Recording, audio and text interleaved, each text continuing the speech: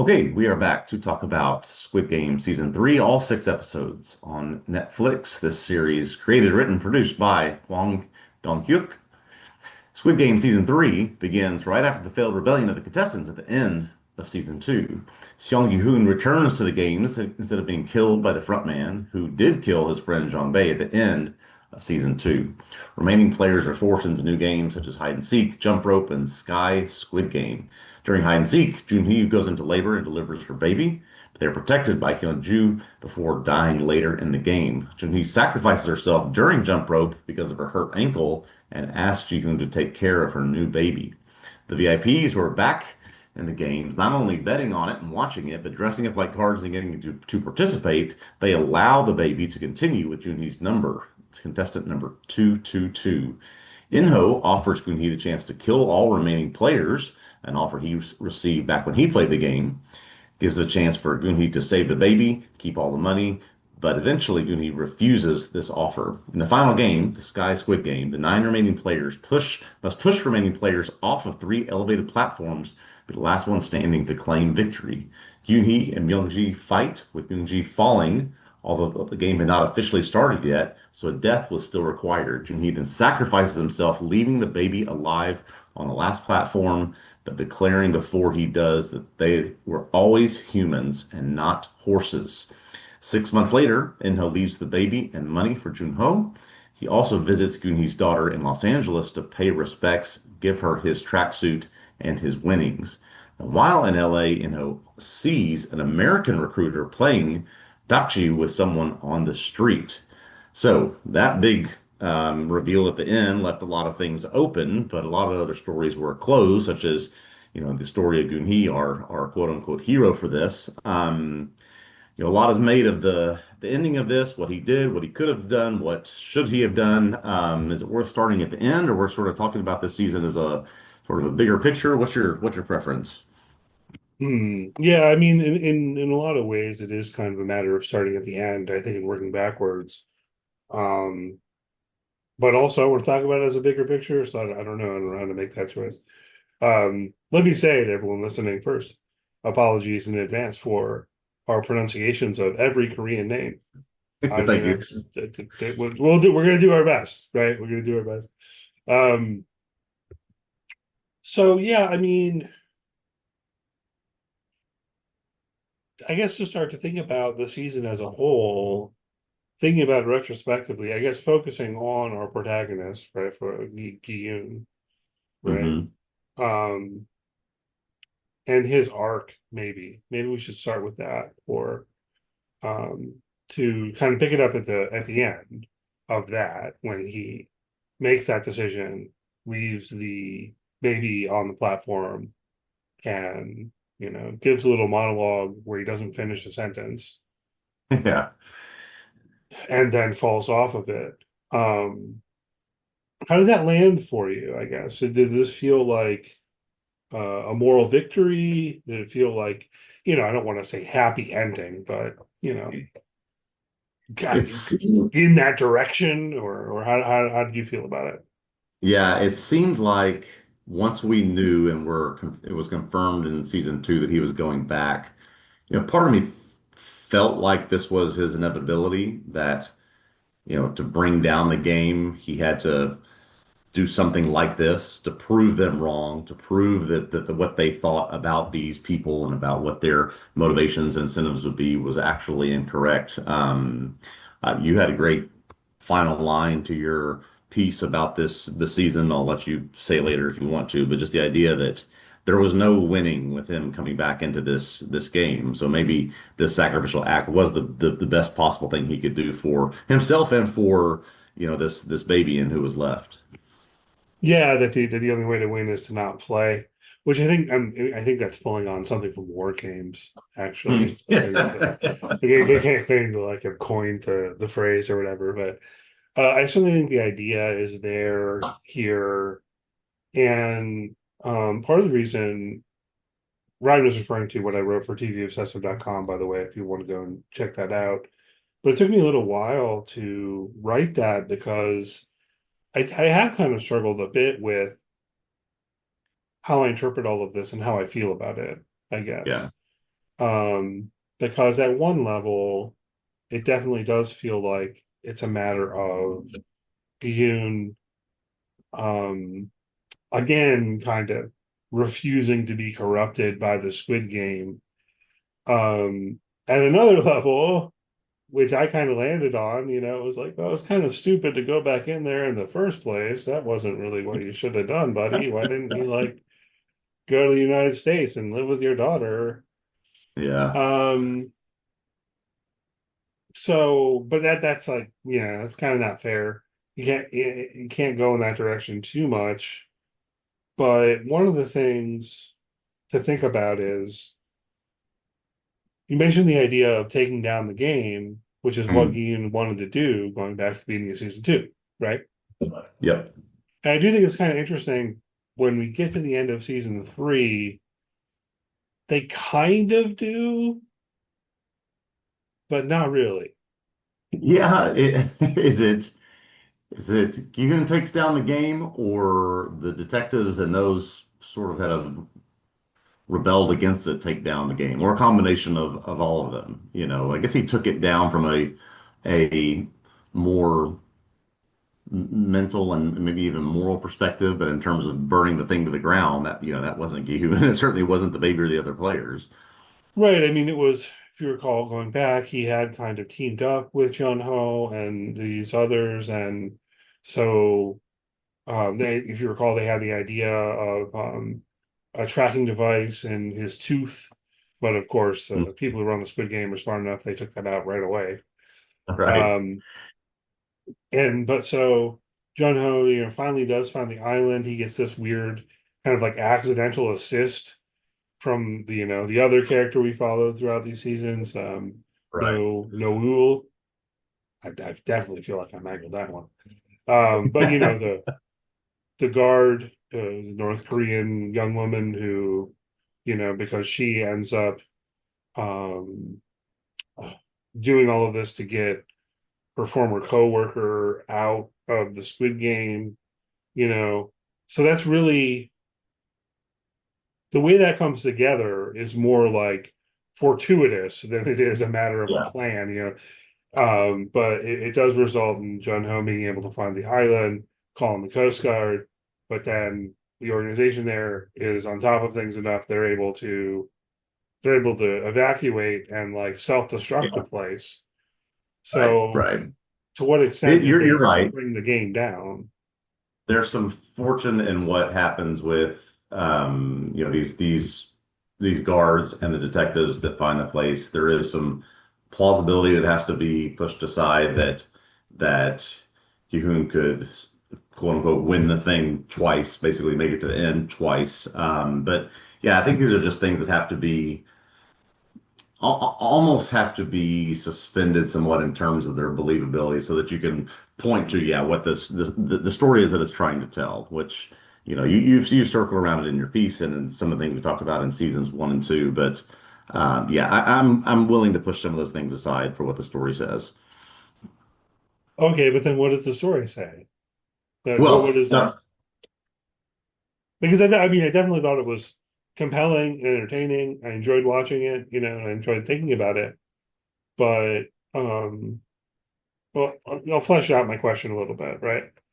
I had this thought that in a way here in season three, Squid Game again kind of shifted the stakes from the system to the individual, right? Mhm. Like at the beginning of season two, he wants to take down the thing. He wants to take down the system, the organization. Um, but then as he's trapped in the game again, it becomes a matter of saving the baby. Yeah. I also wonder, do you think it became not just saving the baby, so that individual nature of it, but also once it was revealed who Inho was, it became taking down the individual as opposed to the game or the organization itself. Do you think there was some vendetta or some vengeance there as opposed to, no, my goal is to topple this thing to the whole thing to the ground? Yeah, I mean, I definitely think we have to talk a bit about that relationship between Yoon and Inho. Because I'd be tempted to say it's sort of the most interesting thing about season two and season three, Yeah. right? And that ultimately Inho becomes himself a really kind of compelling character or intriguing to think about. He won the games in the past. We ultimately find out that he also got that kind of offer to like murder his competitors in their sleep, and he took it, Yeah. right? He took it. Yeah. Was able to win. Yeah.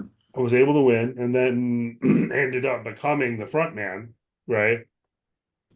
So that did make me ask, at least in the back of my mind, whether he was trying to like ultimately recruit Guillaume to a management position. Yeah. Because I do think that he was trying to teach Guillaume a lesson ultimately. At least that was my line on this. Going back to season two, right? Um, which in its broad strokes would be that Guillaume is naive, Hmm. that he is wrong to have this kind of faith in the goodness of humanity, or however we put that. Um, and like, so why does Inho enter the game in season two? This is my read on it. Is it's a matter of kind of so no, I'm going to show you that when it comes down to it, you can't have faith in other people. When push comes to shove, everyone's going to be in it for themselves, and Yeah. that the Squid Game illustrates this through its brutality, but that it shows that when it comes down to it, everyone's going to be a self-interested individual who will kill you because they need to in order to survive, not just to survive, but out of like um agreed, right? Yeah. Because they keep getting the chance over and over again to end the game if it were a majority who voted to end the game, but they don't, right? And that's maybe my problem with the idea that Gihun is this representation of actually what humanity is or the goodness that they have, because there are 400 some odd other people who kept trying to kill each other, keep the game going, get as much money as possible, be as violent as they needed to make this thing work for themselves, right? So he's just one player out of these, and it's just again, fortuitous. He made it to the end twice. But everybody else, for the most part, seems to be searching for the game to continue, for the money to, for the pot to grow. They're not really looking out for others, with except for very, very few exceptions. Right. I mean, I think that's one of the big questions here because even thinking about season three, when Inho does give Yoon the knife and says, hey, go kill those garbage people in their sleep, Yeah, save yourself and the baby. Look, if he'd done that, the end result would have been better, right? yeah, that's right. That's right. So, And you know, if he had given the knife to any one of those other seven, they would have killed everybody. no, that too. Yeah, yeah, right. But just even thinking about, what ultimately happens, okay, the baby lives, but Kiyun dies. If he had killed everyone in their sleep, he could have lived also Yep. and left the game. Apparently, you know, if we trust that, but they don't tend to lie about the kind of rules of the game itself. Yeah. Yeah. And yet, I don't want to argue that he should have done that, right? Hmm.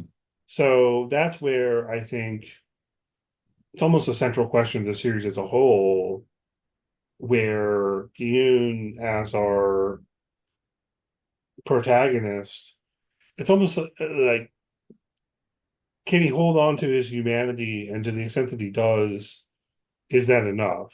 Like is Yeah. that's the real win, as it were, or I don't know, is that wrong? I think there definitely is a temptation of the kind of cynical angle of think that like Inho is right when it comes down to it. Yeah, and to that point, has he held on to his humanity through the entirety of two games? What he did during hide and seek, what he did to these other seven people on the elevated game, what he was forced to do in other circumstances, what he did during the rebellion. Did he hang on to that, or is it just he was lucky to make his way to the end? What would he have done, if not for Chekhov's button in the final game that didn't get pushed? with Myung Hee. What would have happened? What was his ultimate goal? Was it always to sacrifice himself? I can't say that I believe that. Yeah, I mean, it always kind of plays like he's not really thinking that far ahead, and Yeah. they manage to play it in a way where usually he's killing people only when it's like tough defense, plausibly, almost, Mhm. It's like, Yeah. well, if you're going to come at me while I'm holding a baby, I'm going to defend us. But not always. I think you're right to point out the hide and seek killing and so on, because there, I think in the story, before the baby enters the story, Hmm. at the beginning of season three, there definitely is this space where I want to say that Yoon he is really sort of broken Yeah. completely and in the space of despair, Yeah. you know? And so in a way, like I'm tempted to argue that if it weren't for the baby, maybe Inho's plan would have worked.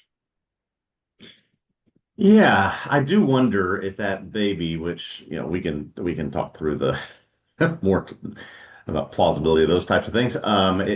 If that baby was meant to be a symbol of restoring his faith in humanity or the decision that humanity can make, because yeah, before the baby's in the picture, during I think it's called Keys and Knives, the hide and seek episode, he's just out for revenge on the one turncoat that turned against them during the rebellion. He's just out for blood, it seems like. Yeah, but beyond that, I mean, he's desolate. He's not talking to anyone Yeah. um, at all.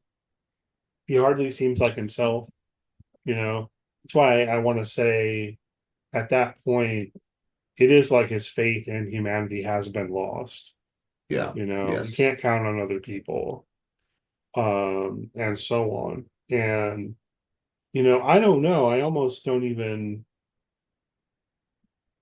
interpret it as a matter of revenge so much as that guy whose name we didn't make a note of. Apologies.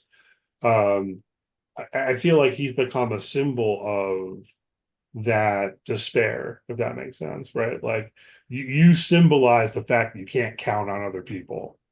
Um, but yeah, man, you're right. I mean, in that hide and seek game, Hmm.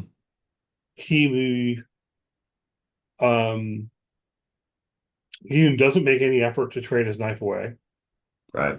right? Which is like, if you're going back to season one, you might think he would have tried to he would have traded his knife away, right? Like, Yes. I don't want to Yes. kill people. He's like, no, keep the knife, and I'm going to kill that guy in particular, and he does, right? So, Yeah. um, now I don't think, circling back to something you said here, I don't quite think it's that the baby restores his faith in humanity or something. Yeah.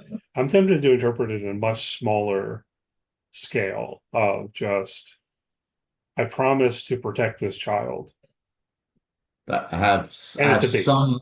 some small reason to live again, whereas I wanted no part of it essentially after hide and seek Yeah, or after the rebellion, basically. basically, yeah. And that it's more a matter of him saying like, he never says this, I don't think quite, but I can't believe all you people just want to like kill the baby. You know what I mean? Like, what that's um I thought about this a little bit and wrote about it in my piece. I do think when it comes down to it, it's like unfortunately plausible that everyone Yeah. else just wants to kill the baby. But the show was really bringing it out in a brutal kind of way. Um, but yeah, I definitely think that the baby functions in terms of giving him a reason to go on, Hmm. and that by the end, if we're thinking about this decision to not murder people in his sleep, in their sleep, where of course Yeah. he has a vision of the young woman from season one, whose name I also Hmm. didn't make a note of. Yeah. Apologies. It's in my article. I say her name for what it's worth. I don't know about you, man. It's hard for me to remember It's very these difficult. names. Yes. Well, particularly because the show doesn't actually use them a lot, you know. No. No.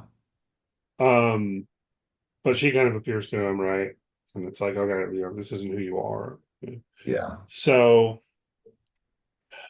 circling back around to it, I guess this is the kind of question that I've struggled with a bit within myself. That on the one hand, it does seem clear to me that the show kind of wants it to feel like, okay, well, despite what he's done and what he's been through, like when it's coming down to it at the end, Hmm. Ian's not going to be fully corrupted. He's at least like holding on to himself and his humanity and Yeah. as much as he can, and then his final act is to sacrifice himself to save the life of a stranger's baby. Yeah. Yeah. Which it seems as though the VIPs and the organization that is running these games, that is just the most obtuse foreign concept to them that you would do that for a stranger. I think they understand the idea of doing it for, we've had lots of relationships in this game, couples, moms and sons, but that he would do that for a stranger, literally who's been on this earth for a few days. Uh, yeah, that does not compute to them, it seems. Yeah, but there's no indication that Guillaume's act here has any effect on them moving Mm. forward. Yep. We don't really even see the VIPs again. In my imagination, they all think he just did something really stupid. Yeah. Do you think that Inho goes and visits his daughter if he just dies on the platform at the hands of the other folks in the last game? Um, I don't know. Interesting question. I think maybe, because Inho has a certain honor, Yeah, yeah, and what he's doing is going to give the rest of Guillaume's money to his daughter, to Guillaume's daughter, yeah, right? yeah. And I take it that would be because in his mind, it's hers by right. That's right. Yeah, It's there's not yeah, anyone else's. It's not that yeah, Wooskook's guys. yes, He doesn't have a right to that money. The guy who goes to prison and ends up like, he's going to start a hotel at the end. He's wondering where the money is. yeah, He doesn't have a right to it, right? yeah. There's So a rational reason to visit her and give her those winnings, but I also wonder, is there a maybe that's why I phrase it as pay respects. There is that sense of honor, there is that sense of respect, that sense of um, I don't know why this jumps to my mind from the end of the movie Armageddon when the guy walks up to Bruce Willis's daughter and says, want to request permission to shake the hand of the bravest man I've ever known. There's that type of thing where, just show you how much I think of the person who brought you here. yeah, it's an interesting question. I definitely feel like there's some respect there that Yeah. Inho has for Ian, right? It's like so. Whereas I think the VIPs would just view his sacrifice as being idiotic. Yep. It's Yep. a little bit more complicated, I think, with Inho, where, but I don't know. I don't know that I read it to have fundamentally changed his way of thinking about the world. Yeah. I just wonder his perspective, and maybe we'll see more, maybe not, but his perspective as someone who has been there and done that and faced those choices and faced the exact same choice and chose the other side, which is just to take the easy way to kill everyone and get the money. Yeah, right. Which is worth thinking about because I do feel like Inho would want to say again, like when it comes down to it, everyone's going to do that selfish thing. Um, and part of that is a matter of rationalizing or excusing or justifying his own behavior in the past. Yeah. right? Like, well, I had no choice but to kill those people in order to survive, in order to win the Yeah. game, or what have Yep. you. Anyone would have done the same thing, right? So to think about how Yoon challenges that, basically, um, does he challenge it effectively, or I guess I still feel like even at the end, though, maybe Inho doesn't think Yoon is a stupid idiot, but I feel like he probably still thinks that Yoon was kind of hopelessly naive. And, Yeah. maybe there's something you can respect about that, but it's kind of like, oh, you're a beautiful soul, but, you're dead. So, Yeah. like, that's, I don't know. I continue to struggle with this. One thing I said in my piece on tvobsessive.com, and I felt like I just couldn't even quite flesh it out as much as I wanted to, but it does feel like the show presents it as a moral victory, Hmm. and I want a material victory. Yeah. Yeah. But I don't know that the show could give us a material victory and feel plausible. So Right. it is what it is. Yeah, well, maybe that's the point. We could talk in circles around this idea forever. Well, it's like there's this line from Slavoj Žižek says this all the time. Like, it's easier to imagine the end of the world than the end of capitalism. Yeah. So, like, insofar as the Squid Game is some level of stand-in or allegory Hmm. for like capitalism, yeah, like you can't really imagine our heroes bringing the whole thing down. Right. Right. Um, I imagine that they evacuate the island. They could just go to another island. So this is maybe the last thing we need to talk about before we wrap up here. Um, the Kate Blanchett scene. Mm, So this would indicate that there is a Squid Game going on in the US. right. Is that a new thing? Has it always been going on in parallel? I don't know.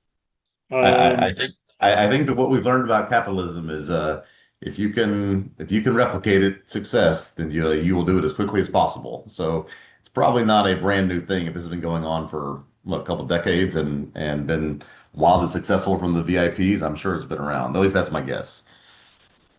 yeah, we may well find out. I mean, they're definitely setting the stage for um, an American spin-off series, I think. I've Yeah. read some things that may well be in the works. I've seen a couple of things that David Fincher might be involved, which is kind of interesting. That's the rumor that David Fincher is going to do his version of Squid Game. Yes. That would be this kind of sucks because part of me said to say like we don't need an American Squid Game. We don't need an English language version. This Korean show is great. Just take it for what it is. We don't. Yeah. But then David Fincher probably puts it over the top for me. Where I'm like, well, I'll watch it. Um, the Kate Blanchett of it all. I don't know. I mean, is that setting Yeah. up for like her to be in this series? I'm really curious Yeah, for some news on this one. I didn't buy that. I mean, I can buy that there are multiple recruiters in America, and we just saw one of them, but I guess the recruiter's not a major role, and Squid Game did get what Korea's most well-known actor to play that for this show. So, who knows? But I mean, if Yeah, it's going to become a bigger role, I imagine that they try to grab someone else. I don't know. I just don't see Kate Blanchett doing that, but I could be wrong. yeah. Maybe she's just a big fan of Squid Game and she's on Yeah. board with it. And maybe that'll happen. It will be interesting, presuming that they make that spinoff.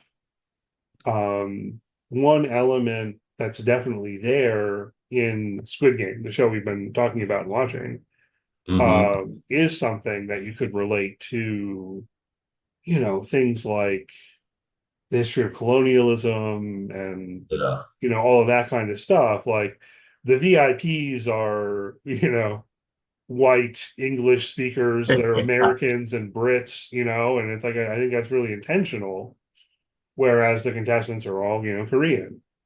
Yeah. So it will be interesting if they do the spinoff where if it's in the US, well then that element won't be there in the same kind of way. It will become um much more a matter of class in a brute way, as Yeah. opposed to also having this element of what um, culture, ethnocentrism, that sort of thing, right? Um, which might be interesting, you know. Yeah. Yeah. Maybe it's They, worth they, they would doing. have they would have to do something there. As we know, this portrayal of the VIPs, as is common apparently in a setting like this with a Korean television show, is to, you know, there was sort of this combination of write simply, they don't speak Korean, they speak English in the show. So write simply so that those that are trying to grasp it and understand it can do it, but also make them seem sort of a couple levels below in terms of intelligence than the rest of the folks there. So that was all intentional. I would love if David Fincher sort of had this mature, elevated script for everybody else, and just he wrote for the VIPs and kept it the same Yeah, sort of the same sentiment as the one we yeah, have now. That'd just be great. yeah. I definitely think there's a level of commentary going on there, Yeah. and I've always read that as intentional. I've seen various people talking about it and wondering about it, and I think it's true that the lines from the VIPs are, I don't feel it's super well written. They don't seem to Yeah. feel super well delivered. But yeah, I'm with you. I've always read that as an intentional thing about the Yeah. I don't know how insipid these rich people are. Apparently, well, however you want to take it exactly. Good. So yeah, other things you want to talk about here before we wrap this up? Yeah, I mean, there's so much minutia and little detail there, but I think we've hit the high points here on the third and final question mark season of Squid Game. I guess we'll find out. Yeah, I mean, if they make more, apparently it's going to be the spinoff. Hmm. They're I guess they're still making the reality show. Did you ever watch the reality show? I tried at one point and I just couldn't do it. I didn't ever see that, but I saw that they did renew it, I guess, after the success of these back-to-back seasons. I couldn't do it. It felt too No. much like, I don't know, man. The Squid Game itself, this show that we've been talking about, is so dark, I think, and there's a seriousness to it. And certainly there are moments of humor and all of that, but making it into a reality show feels just Yeah. wrong to me. Like it's the same thing as like the Domino's commercial. Have you seen the Domino's commercial where it's like a guy's delivering a pizza during red light, green light? Yeah. Oh, that's right. Yes, I did see Yeah, it that. just doesn't feel right. So I don't know. But if they do make this American spinoff, um, probably won't be able to help it. Probably will check it out. Particularly if it is directed by David Fincher. If it's not Yeah. directed by David Fincher, if it's just, whoever, and doesn't seem like it's going to be any good, well, then maybe I won't watch it. But we'll keep an eye out for that. Thanks as always for listening. Hopefully you've enjoyed the podcast. If so, please do leave a good rating, review, all that good stuff. If you're on YouTube, press that thumbs up, subscribe to our YouTube channel. We greatly appreciate it. You can follow TV Obsessive on social media. If you search for TV Obsessive, you should find us. Check out tvobsessive.com. You'll find written work on any number of shows, including Squid Game. I've written on each season personally. Um, and other things that we are covering at the moment would include Dexter Resurrection, Rick and Morty, Foundation, more stuff coming down the line. And there's all kinds of older work on there as well that I would encourage you to check out. Um, Plan is we're going to be taking next week off from the podcast for reasons. So apologies to regular listeners, but we won't be here next week. And we should pick up then in 2 weeks and be back to our normal schedule here, putting out the podcast on Friday. So we'll see you then. All right. Looking forward to that. See you in 2 weeks.